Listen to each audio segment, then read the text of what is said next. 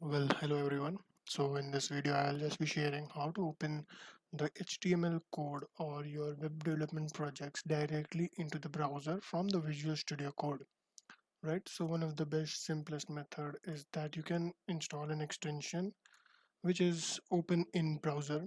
So this extension, as you see, it has across 26 lakhs downloads itself, right? So this extension, how does it work? It is like you just have to right click and you on the files, and then you can open it into your browsers whichever you want. Either it is one of the default browsers or the existing browsers that you have in your PC.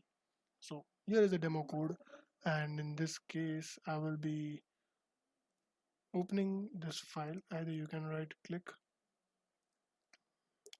onto the file which has open in another browser, or you can do open in default browser, and it has shortcuts as well, which is Alt B or Shift Alt B, right? So in my case I'll just open in other browser, and here you see the list of browsers that I have,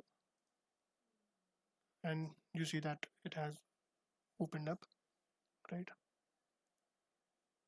So this is the file, and here's the code for that.